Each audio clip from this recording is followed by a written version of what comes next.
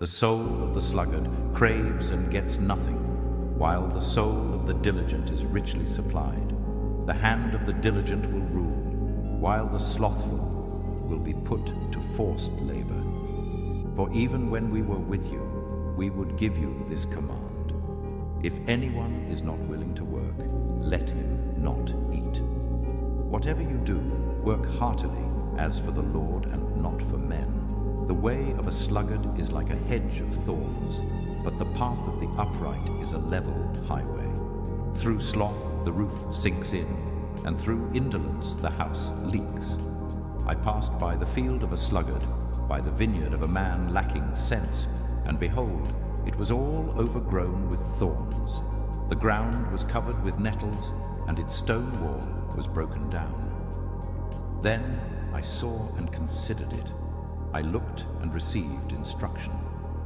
A little sleep, a little slumber, a little folding of the hands to rest, and poverty will come upon you like a robber, and want like an armed man. The desire of the sluggard kills him, for his hands refuse to labor. All day long he craves and craves, but the righteous gives and does not hold back. Do not be slothful in zeal, be fervent in spirit, serve the Lord. Slothfulness casts into a deep sleep, and an idle person will suffer hunger. But his master answered him, "You wicked and slothful servant, you knew that I reap where I have not sown and gather where I scattered no seed. Whoever is slack in his work is a brother to him who destroys. The desire of the sluggard kills him, for his hands refuse to labor. Love not sleep, lest you come to poverty. Open your eyes, and you will have plenty of bread. The sluggard does not plow in the autumn. He will seek at harvest and have nothing. A slack hand causes poverty, but the hand of the diligent makes rich. Go to the ant, O sluggard. Consider her ways and be wise. Without having any chief, officer, or ruler, she prepares her bread in summer and gathers her food in harvest. The sluggard says, "There is a lion outside. I shall be killed in the streets."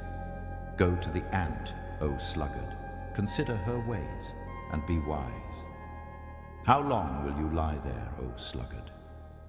When will you arise from your sleep? I can do all things through him who strengthens me. The sluggard buries his hand in the dish and will not even bring it back to his mouth. His watchmen are blind. They are all without knowledge. They are all silent dogs. They cannot bark, dreaming, lying down, loving to slumber. The sluggard is wiser in his own eyes than 7 men who can answer sensibly.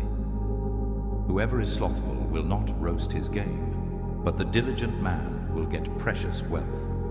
Besides that, they learn to be idlers, going about from house to house, and not only idlers, but also gossips and busybodies, saying what they should not.